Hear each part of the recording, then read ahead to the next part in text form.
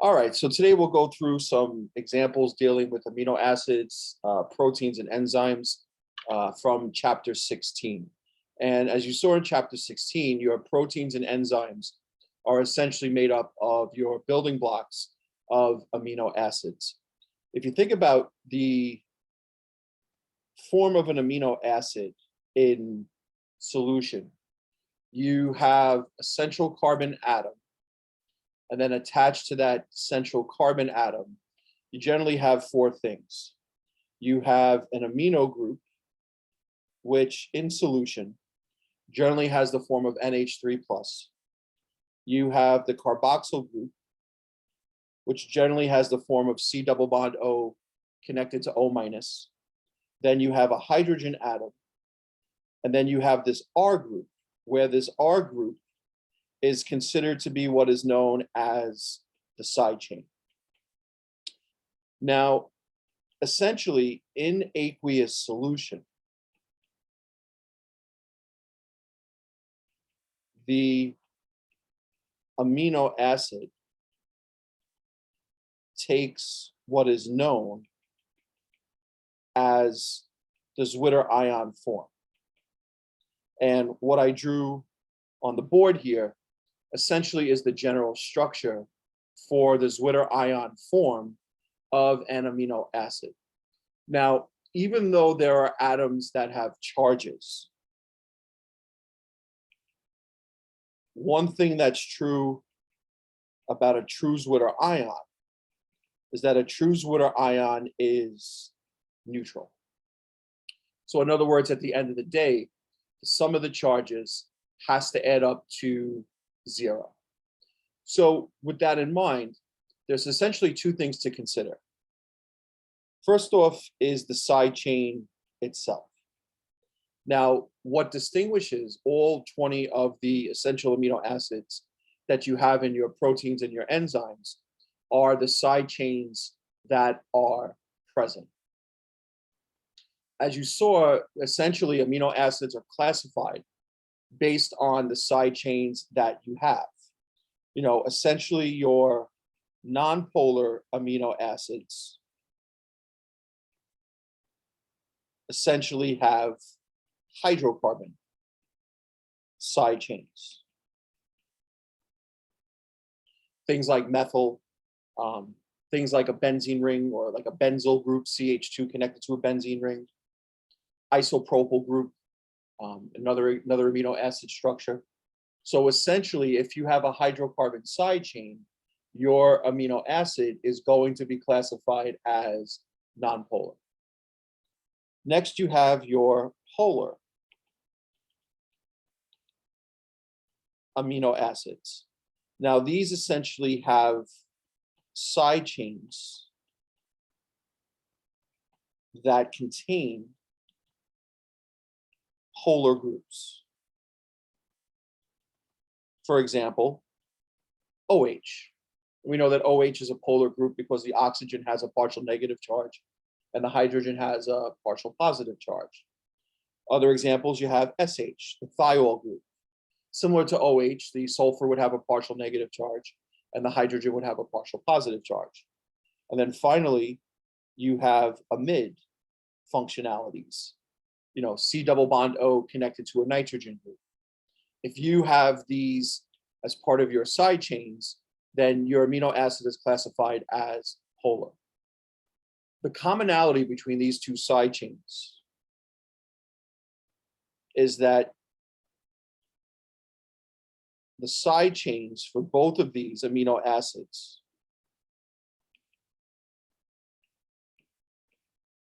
are always neutral.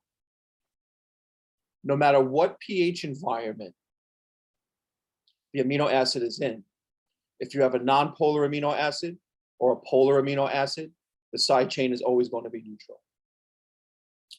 Different from the other two types of amino acids that you come across. And let's just see what's going on.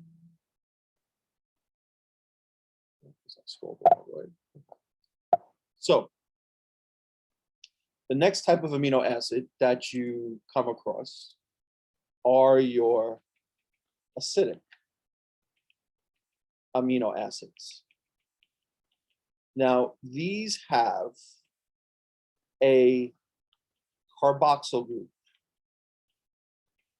as part of their side chain.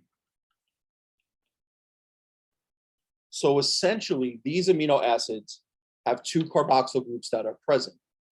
One that is attached to the central carbon, and then another one that's part of the side chain. And the interesting part about them is that in a real sense, they sort of behave independently of each other in terms of their protonated versus their deprotonated forms. Because when you have an acidic amino acid, the side chain is not always neutral. For example, if you're at the isoelectric point, now in the chapter, what do we see about the isoelectric point? Essentially, it's the pH where an amino acid exists in the Zwitter ion form.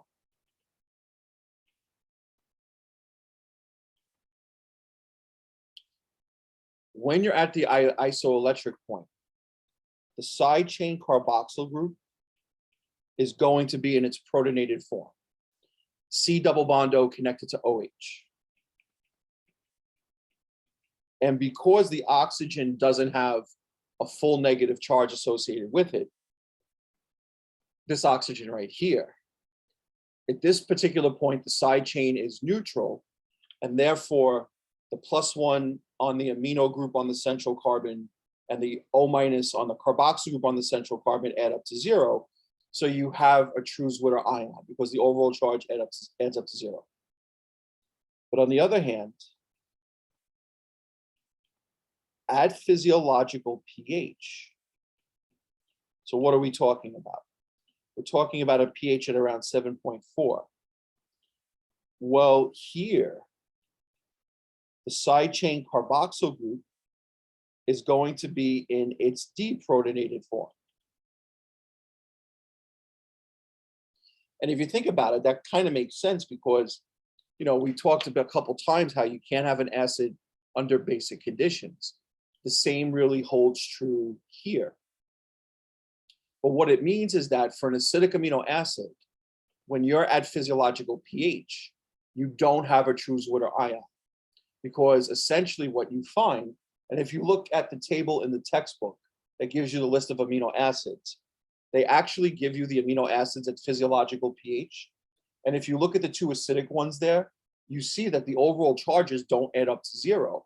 You see that the overall charges actually add up to -1.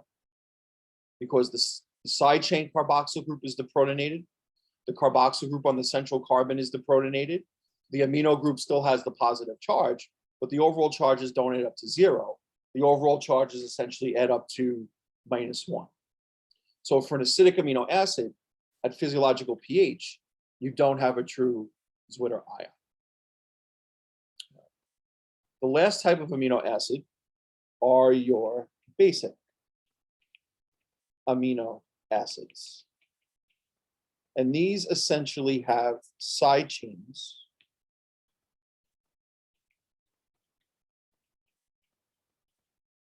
that contain an amine group.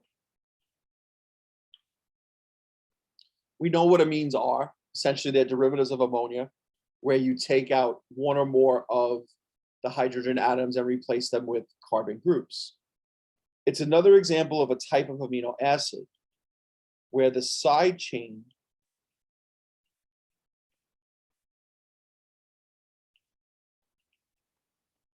is not always neutral.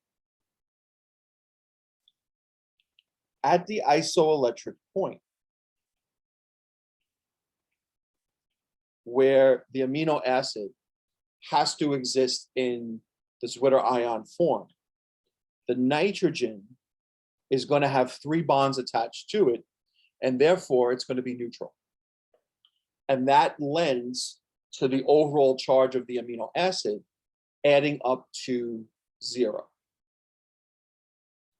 On the other hand,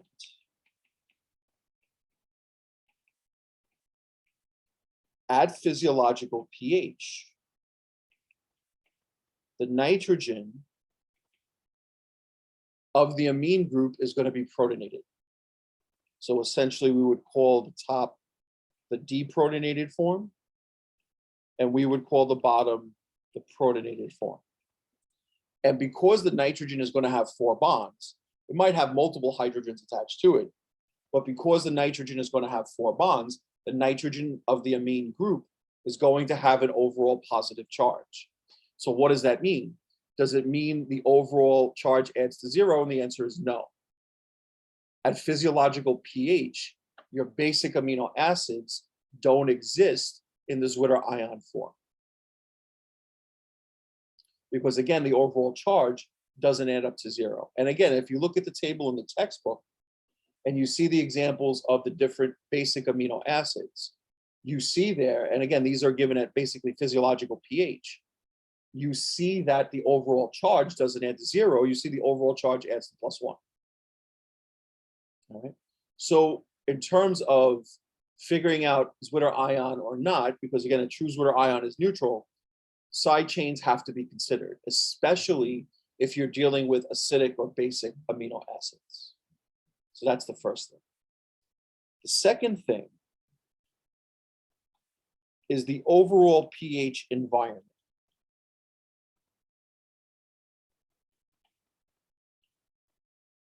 Because as we saw in the textbook, under very acidic, pH probably of around 2, and very basic, pH probably around 13. Under these two conditions, you do not have Zwitter ions. And again, this part would sort of be independent of the type of amino acid that you're looking at. Why is this the case? Well, essentially, if you're at a pH of around 2, the carboxyl group attached to the central carbon takes the form of C double bond O connected to OH. It doesn't have that C double bond O connected to O minus anymore. It's got the C double bond O connected to OH. Now, the amino group on the central carbon essentially stays the same.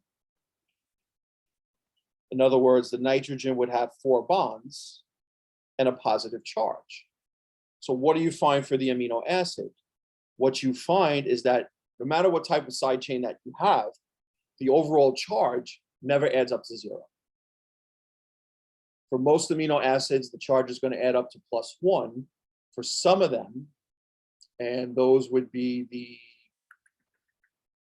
probably the basic amino acids, the charge would actually end up being +2 associated with it.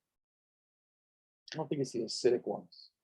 It would be, yeah, it would be the basic ones where you'd have essentially a +2 charge associated with it. The amino acid essentially is going to have an overall positive charge. Most of the time it's +1, but I believe for the basic amino acids, it would actually be +2. On the other end of the spectrum,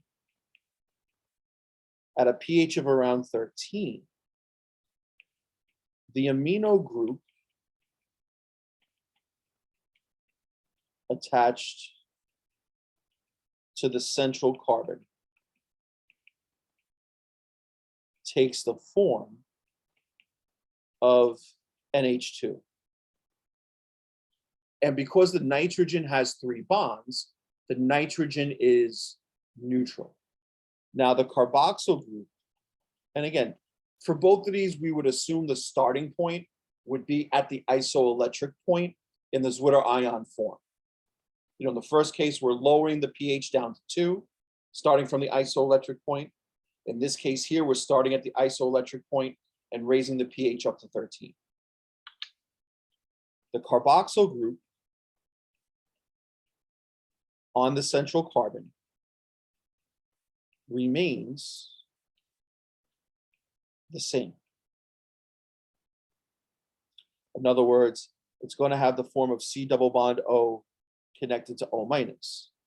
So what do we have here? Again, the overall charge can never add up to 0, independent of what the type of side chain that you have. In most instances, at this particular pH, the sum of the charges that are present is going to add up to -1. For the acidic amino acids, the charge would actually add up to -2. But for the basic amino acids, the charge would add up, for all the other amino acids outside of the acidic ones, the charge would add up to -1. So those are the two things to really consider in terms of having a true Zwitter ion. What's the side chain and what's the pH? If you just have a nonpolar or a polar amino acid, then it's all about the pH environment. No concern about the side chain in a sense. But if you're acidic or basic, in reality, it all has to do with the pH environment. But for acidic and basic, you also have to take a look at the side chain relative to the pH environment. So it makes them a little bit more complicated to analyze. So I wanted to start off talking a little bit about that. Okay. So the next thing the textbook goes into is the different levels of protein structure. The primary level, the order of amino acids held together by amide bonds. And just keep in mind, when you link amino acids together,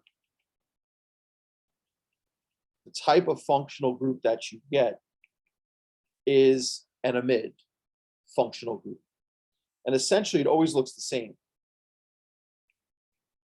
You have C double bond O connected to NH, where the C double bond O here is the carboxyl group of the carboxyl group attached to the central carbon of the first amino acid, and the nitrogen here is the nitrogen of the amino group attached to the central carbon of the second amino acid.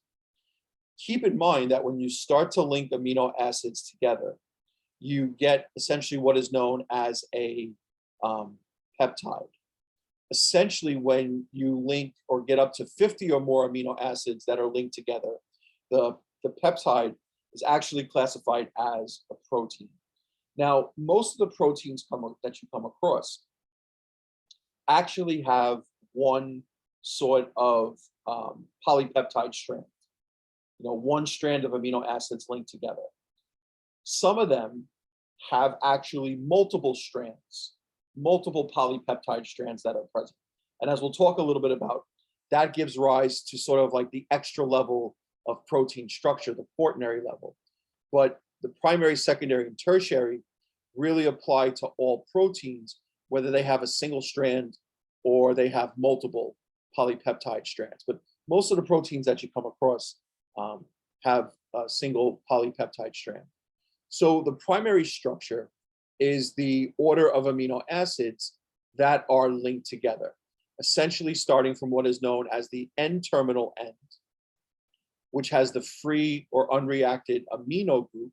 In other words, the one that's not involved in an amide linkage, going all the way to the C-terminal end, the one that has the free or unreacted carboxyl group. The one that has a carboxyl group that's not involved in an amide linkage. So essentially what makes those things free on either ends, the N-terminal end and the C-terminal end, is that they're not involved in an amide linkage to another amino acid. That's what makes them free. All right. So now you get to your secondary level. A little bit more complicated. The secondary level essentially describes the three-dimensional shape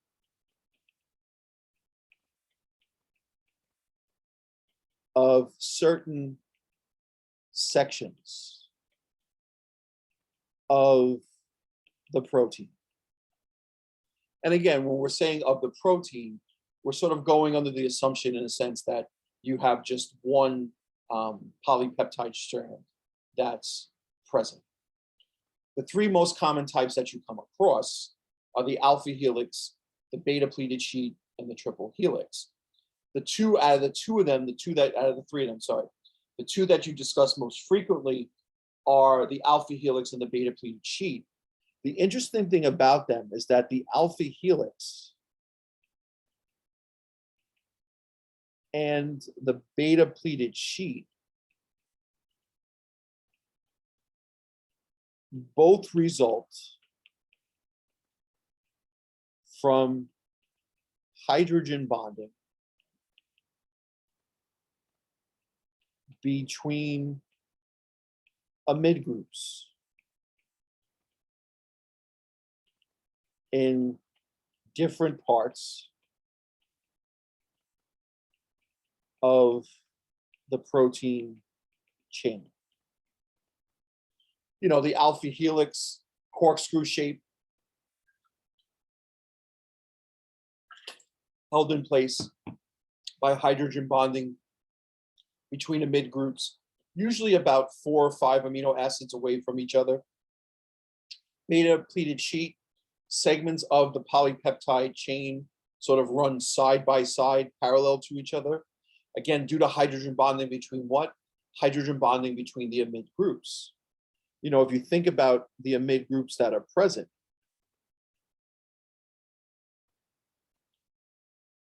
why would we expect hydrogen bonding to occur? Well, we know that when you have a hydrogen attached to nitrogen, the hydrogen there is going to have a partial positive charge. We know that when you have a carbonyl group, a C double bond O group, the oxygen in that group has a partial negative charge. As we've seen many different times throughout the semester with you, what force of attraction would you expect between them, between a polarized hydrogen in one molecule and a polarized oxygen in another molecule? The force of attraction that you would expect between them is you would expect hydrogen bonding.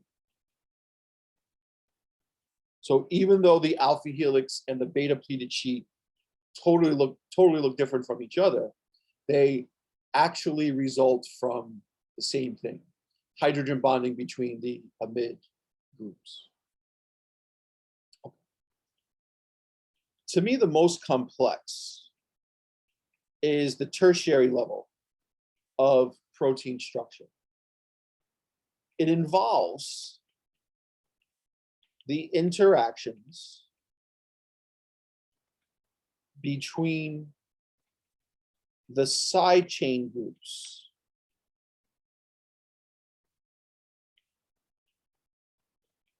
of the amino acids present. And as these interactions occur,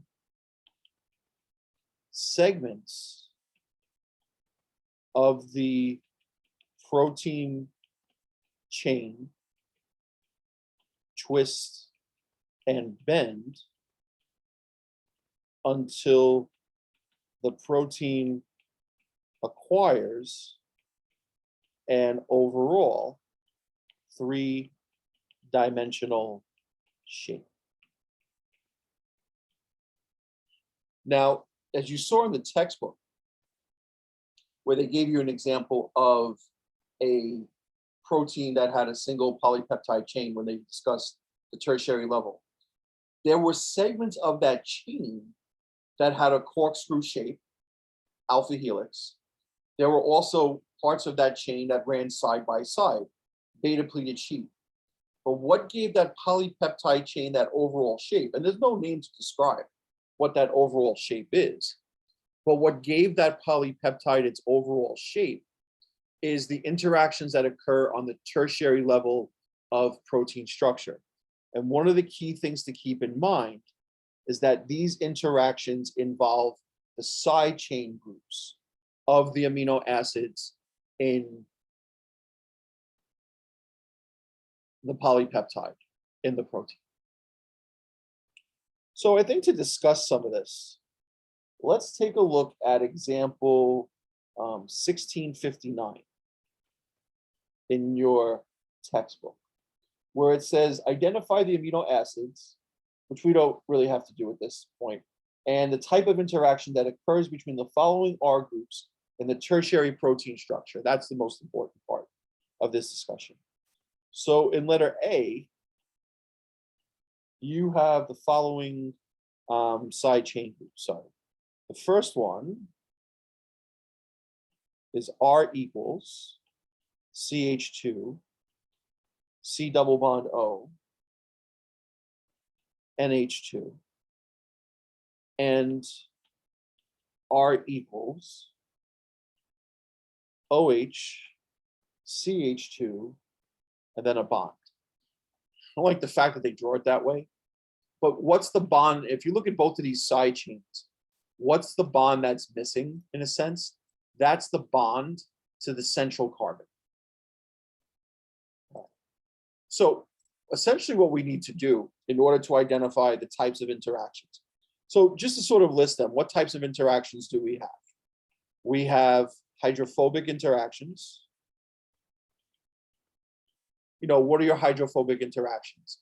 Essentially, they are like dispersion forces that exist between nonpolar side chains. And what they do is they create sort of a hydrophobic interior, a hydrophobic center in the interior of the protein to protect these side chain groups from water on the surface. Next, you have your hydrophilic interactions. Hydrophilic interactions essentially involve interactions between polar side chains and water on the surface. And when we say polar side chains, you know, in my mind, it could also mean you think polar side chain, you think polar amino acid. But to me, acidic and basic, because they also term them as polar acidic and polar basic, because of their interaction with water, they would be able to have hydrophilic interactions as well. So they are essentially interactions between polar side chains and water on the surface, water surrounding the protein, so to speak. Salt bridges. Now, salt bridges are pretty specific. Salt bridges only exist between acidic and basic amino acids when the side chains both exist in the ionized form. Because when they do, the type of attraction you have between them is classified as an ionic bond. And that ionic bond is classified as a salt bridge. If one of those components, the acidic or the basic side chain, is not ionized, you know, it's not in that form where it has a charge, then a salt bridge is not going to exist. So they both have to be, the carboxyl group has got to be O minus. The nitrogen of the amine group has got to be in that protonated form where it has 4 bonds and a positive charge. If that's the case, then a salt bridge can exist. Hydrogen bonding. Okay. Usually can have those not only between polar side chains, but also could involve acidic and basic amino acids as well, because they're going to tend to have polarized hydrogens also. And then finally, your disulfide bonds.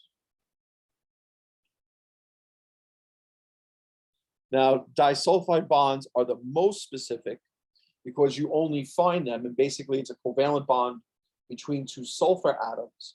You only find them between 2 cysteines. So when thiol groups of the 2 cysteines react with each other, you get a covalent bond linking the 2 sulfurs together. That's what is known as a disulfide bond. Okay.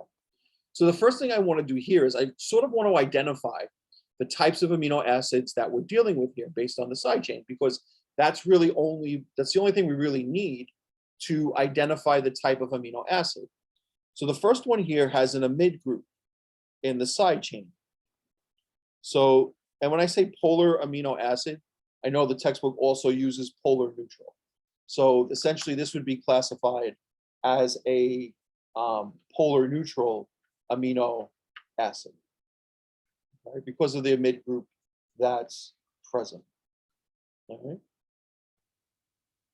The second one with the OH group that's present would be polar neutral as well. So right away, because of that, I want to eliminate hydrophobic, definitely not salt bridges. Disulfide bonds, no. Now, hydrophilic interactions, again, wouldn't be between each other. They would be sort of individual with water. So in reality, the only possible choice would be hydrogen bonding. Now, it's sort of my hope that you would see this because you have the carbonyl group that's partial negative, and you have the hydrogen of the OH that's partial positive. When you see that, that should be a recognition that you're dealing with hydrogen bonding. So that was letter A. Let's take a look at letter B. So here the first side chain is CH2, C double bond O, O minus. And the second side chain is NH3 plus connected to 4 consecutive CH2s. And then you have your link to the central carbon. So again, first thing I want to do is I want to use the side chains to identify the different types of amino acids. So because for the first one, I have a carboxyl group in the side chain, I would identify that as acidic. The second one has got an amine group. The nitrogen is connected to a carbon group. It's an amine group. I would classify that as basic. Now, for me, that could really be 2 possibilities: salt bridge or hydrogen bonding. Now, when would I think hydrogen bonding? I would probably think hydrogen bonding if either one of these weren't ionized. You know, if the carboxyl group was OH or the nitrogen only had 3 bonds and was neutral, then I would say the interaction between them would be hydrogen bonding. But because they're both in their ionized form,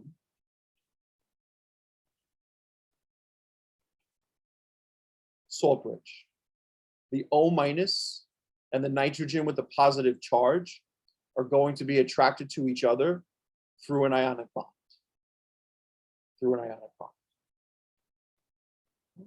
Let's do one more. Let's do letter D. So letter D, we've got R is equal to CH2, CH, CH3, CH3. And the other one, we've got R is equal to just CH3. So again, the first thing I want to do is I just want to identify the types of amino acids we're dealing with here. Both of these side chains are just pure hydrocarbons.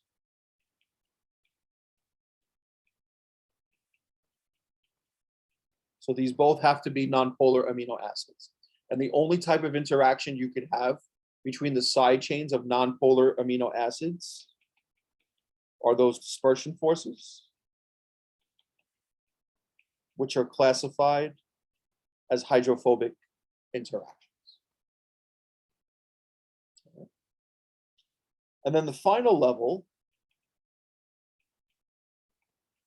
of protein structure is the quaternary structure.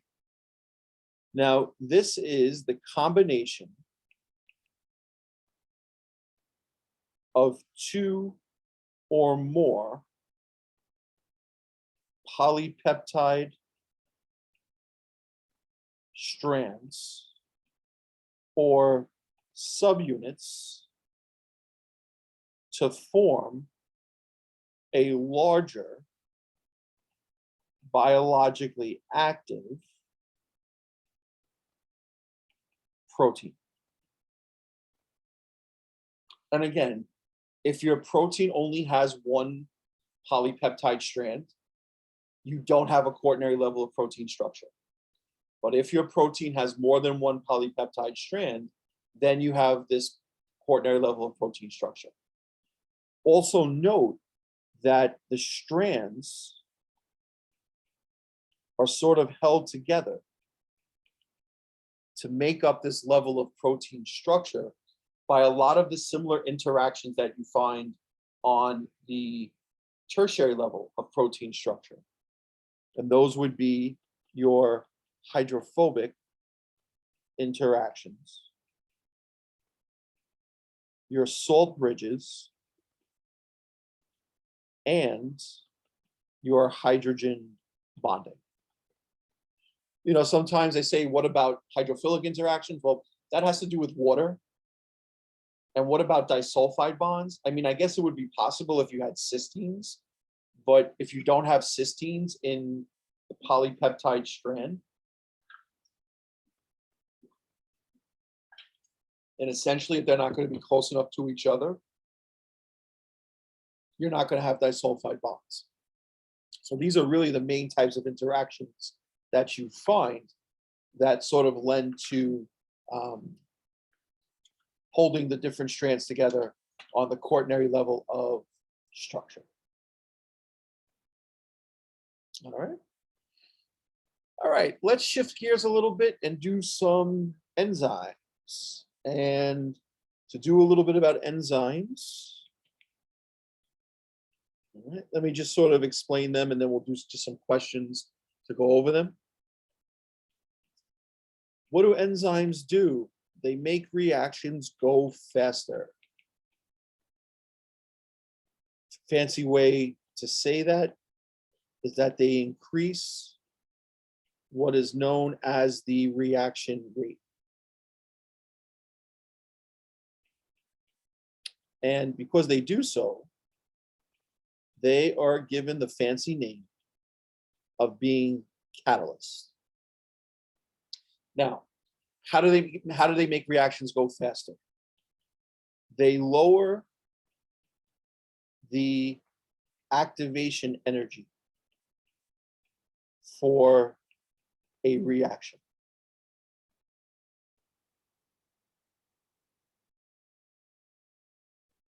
What's the activation energy? The activation energy is the minimum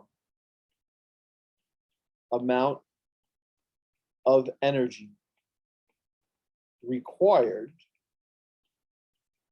for a reaction to occur. Every chemical reaction requires some amount of energy to occur. Sometimes room temperature provides an environment of more than enough heat, more than enough energy for a reaction to occur. Sometimes you got to put a flame underneath a reaction in order to get it to occur. What an enzyme does is that it lowers the activation energy for a reaction. The minimum amount of energy for that reaction to occur is less. So what happens? The reaction can occur faster. Now, how do they do this?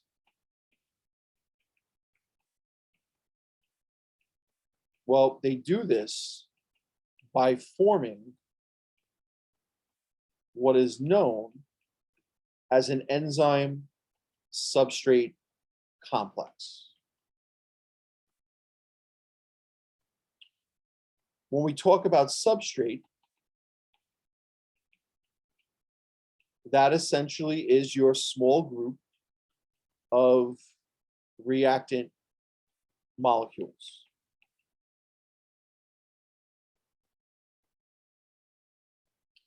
In order for the enzyme to work, in order for the enzyme substrate complex to form, the substrate must become bound to the enzyme. And they recognize each other based on closeness of shape. between the substrate and what is known as the active site on the enzyme. Because remember, and this is just a knowledge I'm sure you had coming into the course, enzymes are very specific. Not every enzyme catalyzes every reaction. If you think about it, and when I think about it, molecules in a sense are always in motion. So if you have enzyme and you have substrate molecules, they're going to be moving. They're going to be colliding. When they collide, they have to recognize each other. They have to not only collide with enough sort of force that they, in a sense, become bound to each other, but there has to be a recognition in a sense of, oh, you're meant to work with me. You're my friend, so to speak. One of the inherent issues is that an enzyme is usually much larger than a substrate in terms of overall shape. So usually the overall shape of an enzyme and the overall shape of a substrate is not going to be a really good match. But what you usually find for an enzyme that works with a certain substrate is that within that active site of the enzyme, that shape, or within that enzyme, that active site has a shape that closely matches that of the substrate. The active site is a small pocket within the tertiary structure of the enzyme. So within that overall three-dimensional shape, there's going to be a small pocket whose shape closely matches that of the substrate. When the substrate becomes bound to that active site, now you have the enzyme substrate complex. Now, what holds the substrate to the active site?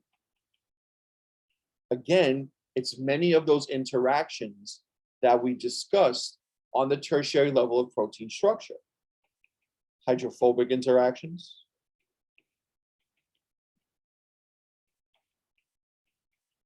salt bridges, hydrogen bonding. So many of those interactions are again involved in holding that substrate to the active site on the enzyme. And when you do, that has an enzyme substrate, or that gives the enzyme substrate complex. And the enzyme substrate complex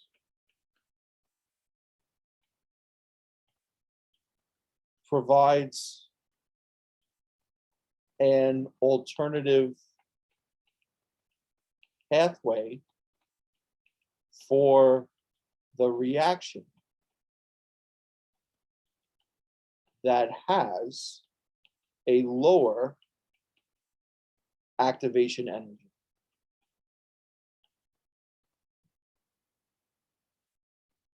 And essentially, if the substrate, and we'll see some of this in some questions in a little bit, if the substrate cannot become bound to the active site on the enzyme, then the enzyme is not going to work.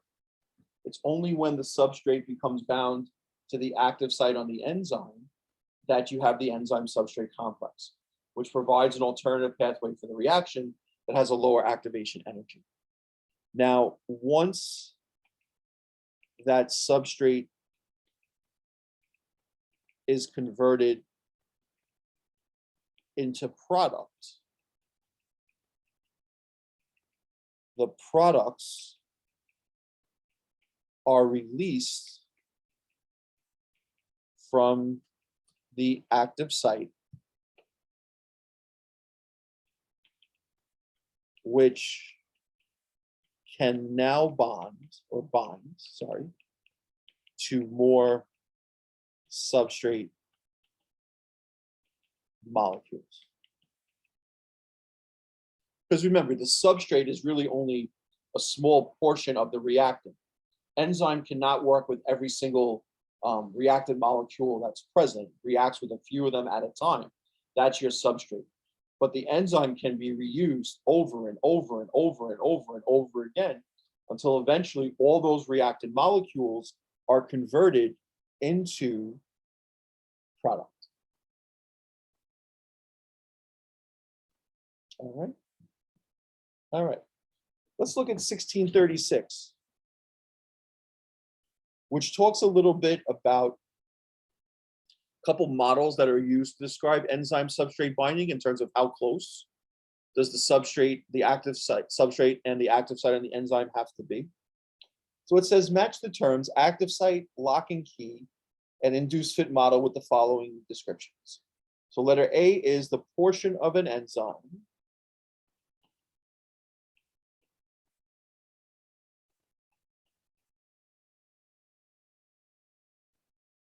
where catalytic activity occurs.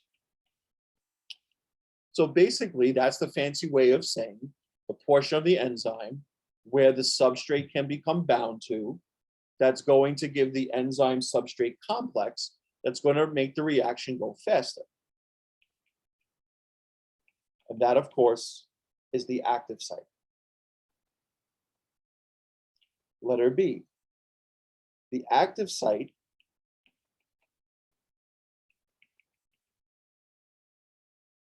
that adapts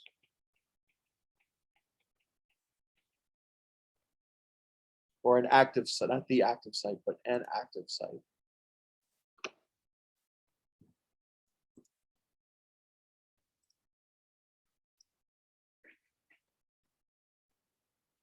An active site that adapts to the shape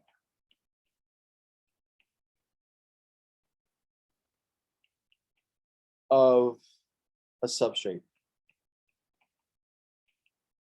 All right, so two models, lock and key, induced fit.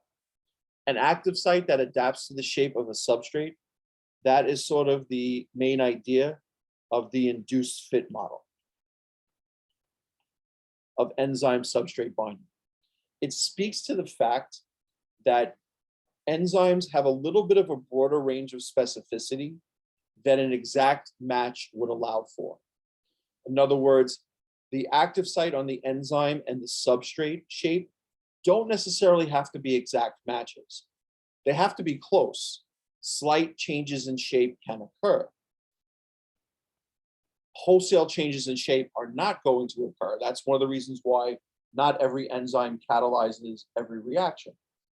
In the induced fit model of enzyme substrate binding, which to me is probably the more accepted model of enzyme substrate binding, the active site, in a sense, will slightly adjust its shape to better fit that of the substrate. Therefore, what you're doing is essentially you're inducing a fit.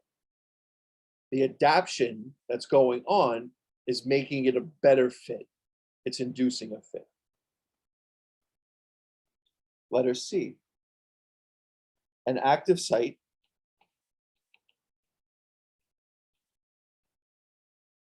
that has a rigid shape.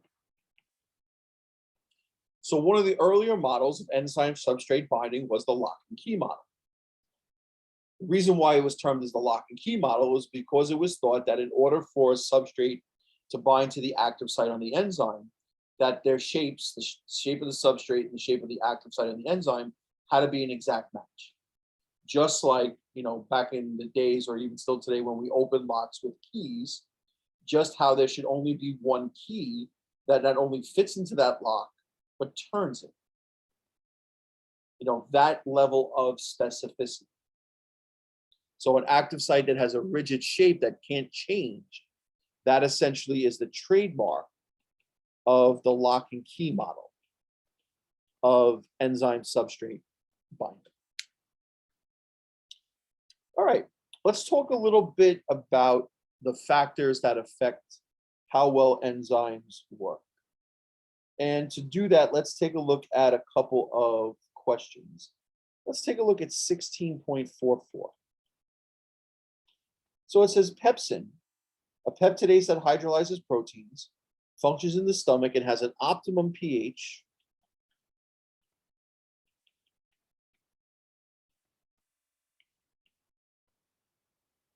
of 1.5 to 2.0. It's one of the few enzymes whose optimal pH is not physiological pH. And and that's a good thing, in terms of most enzymes working at their best at physiological pH really helps us sustain life. So it says, how is the rate of a pepsin catalyzed reaction affected by each of the following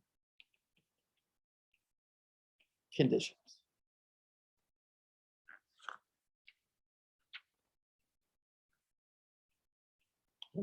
The first one would be changing the pH to 5.0.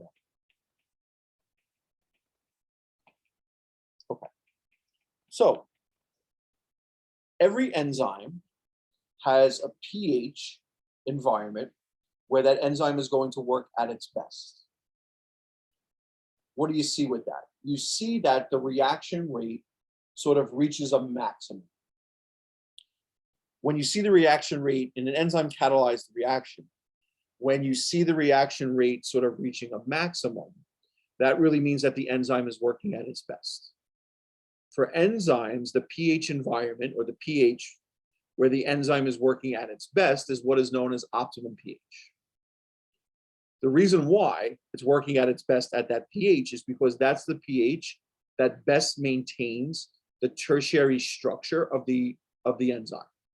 And therefore, it's the pH that best maintains the shape of the active site. Now, as you go above and below the optimum pH, the reaction rate is going to start to slow, because what will happen is that the shape, the tertiary structure of the enzyme could start to get distorted. For example, one of the things that comes to my mind right away is the idea of salt bridges. Salt bridges are very pH dependent. So, too high or too low could affect the salt bridge that's present. And if you start affecting salt bridges that are present on that tertiary level, that's going to disrupt the overall three-dimensional shape and might disrupt the shape of the active site as well. Eventually, if you go too acidic or too basic, what could happen to the enzyme? It can undergo denaturation. And we didn't talk about it so much, but denaturation really is disruption or the destroying of the three-dimensional shape of the enzyme. Something that sort of messes up the secondary, tertiary, quaternary levels of protein structure and enzyme structure. And it's really the three-dimensional structure that determines what the enzyme or the protein was meant to do. So in this case, if you have a peptide catalyzed reaction, and if you're running it at 1.52 and you change the pH to 5, the rate's going to get lower.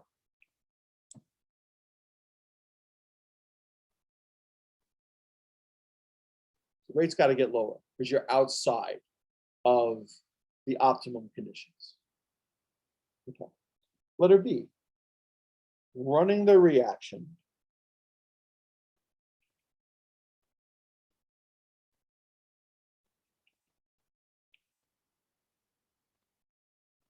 at 0 degrees C. Okay. Temperature. At very low temperatures, most enzymes don't work very well. And the other way of saying that is that most enzymes are not very active. Enzyme activity is mentioned. Here's the reason why. We talked a little bit before about how molecules are usually in motion. The relative motion that they have, especially the speed of it, the rate of it, depends on the amount of energy that's present, the amount of heat that's present. If you're at 0 degrees Celsius, There's not a lot of energy present in that system. So that means that reactant, substrate, and enzyme molecules are not really moving. If they're not really moving, they're not going to collide with each other. If they're not going to collide, they're not going to recognize each other. You're not going to get any enzyme substrate complexes. And remember, in order for the enzyme to work, you've got to have the formation of an enzyme substrate complex. Now, as you start to heat up from there, that's going to cause the molecules to pick up their speed, both the enzyme and the substrate. And as a result, you're going to have more and more collisions between enzyme and substrate molecules, which means that you're going to have more substrate binding to the active sites on the enzyme, or the active site on the enzyme molecules. So that means that the reaction rate's going to pick up, it's going to get faster, the enzymes being more and more active. But there will again come a point where the reaction rate is going to reach a maximum and at a certain temperature. And that temperature is what is known as optimum temperature, which for most enzymes is actually body temperature. So it's interesting, not only are our bodies set up pH-wise to have most enzymes work at their best, but our bodies are also set up temperature-wise to have most enzymes work at their best. Now, what you will notice is that as you go above optimum pH, you keep heating it or creating a higher temperature environment. That's not a good thing, because what will happen eventually to the enzyme is that if you heat it too much, the enzyme is going to denature. Somewhere in that three-dimensional structure, the heat is going to cause that something to break up, some of those interactions to break. And now you're going to have denaturation. So after optimum temperature, if you heat, the rate's actually going to go down, and eventually it's going to denature. So eventually the enzyme then at that point is no good. So essentially, running the reaction at 0 degrees Celsius, essentially the rate will be almost as if the enzyme wasn't present. For these two questions, there's no really great wording of the answer. Changing the pH to 5, or what are we starting the pH at? They don't really specify that. Basically, the point is that since you're outside the optimum pH, the rate's not going to be as high as it should be if you're inside the optimum pH. And in this case, running the reaction at 0 degrees Celsius, for enzymes in general, at 0 degrees Celsius, there's not a lot of motion of the molecules of both the substrate and the enzyme. There's not going to be many collisions, and there's not going to be the active site forming so much as well. All right, let's take a look at 1648, which talks a little bit about what is known as inhibition. So we have a compound known as oxaloacetate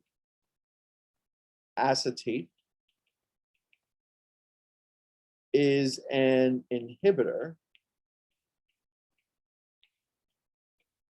of succinate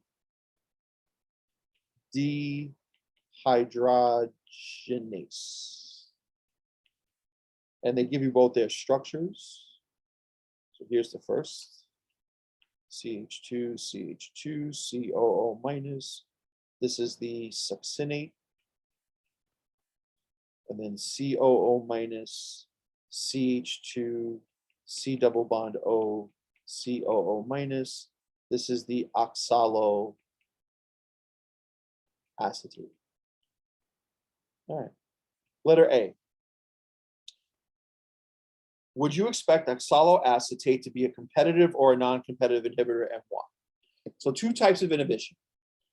The general idea behind them, or the commonality between them, is that they prevent the substrate from binding to the active site on the enzyme. And again, if the substrate cannot bind to the active site on the enzyme, you don't get the enzyme substrate complex. So the enzyme essentially is not going to work. Okay. The main idea behind competitive inhibition is that the inhibitor and the substrate are similar in shape, so that the active site on the enzyme recognizes both. And therefore, it's a race essentially to get to the active site. The substrate gets there first, Terrific. Substrate wins. Inhibitor gets there first, problem, because now the substrate can't get in. Non-competitive inhibition. Now, in non-competitive inhibition, the inhibitor has a shape that does not closely resemble that of the substrate. So in fact, they're not competing for the active site on the enzyme. The problem is that when this inhibitor becomes attached to another portion of the enzyme, the three-dimensional shape, the tertiary structure of the enzyme becomes distorted. And what becomes distorted along with that? The shape of the active site. So that when the substrate, and it's got a clear path to it, but when the substrate goes to get into the active site, the substrate can't get in. So what happens? Inhibition occurs. So if you take a look at these two structures, in terms of determining whether this would be competitive or non-competitive, are their structures similar to each other or not? And the answer is absolutely yes. You know, if you look at sort of the four carbons, same, same, same. This is the only difference that's here. So to me, the type of inhibition that you have would be competitive inhibition, because the structure of the inhibitor resembles that of the substrate. Letter B. Would oxaloacetate bind to the active site or elsewhere on the enzyme? Once we establish that this would be competitive inhibition, then we know it's a race. A race to where? A race to the active site. So the oxaloacetate is going to be recognized by the active site. They're going to recognize each other. The oxaloacetate heads right for it. Okay. Letter C. How would you reverse the effect of the inhibitor? So with competitive inhibition, the way to reverse the effect of the inhibitor is basically just tilt the numbers in favor of the substrate. In other words, increase the amount of substrate that's present. Because with all else being equal, if you have more substrate than inhibitor, the odds are that the substrate is going to get to the active site first. Now, for non-competitive inhibition, adding more substrate is not going to work, because if the inhibitor is attached to the enzyme and the shape of the active site is distorted, you can add substrate all day long. The substrate's not going to get into the active site. So instead, usually a chemical reagent has to be added to remove the inhibitor so that the active site can go back to its original shape. So here, because we're dealing with competitive inhibition, to reverse the effect of the inhibitor, we would add more succinate. And by doing so, we would increase the odds that the substrate, the succinate dehydrogenase, would get to the active site first.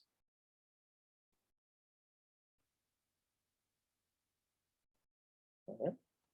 Just to also mention the last type of inhibition, irreversible inhibition. The reason why that cannot be reversed is that in that type of inhibition, you actually get a covalent bond between the inhibitor and some part of an amino acid that's in that active site. And, you know, covalent bonds, they're very difficult to break. Single bonds, covalent bonds, takes a lot of energy to break apart a covalent bond. And if you have that in the active site going on, that inhibitor is stuck and your enzyme is basically done for.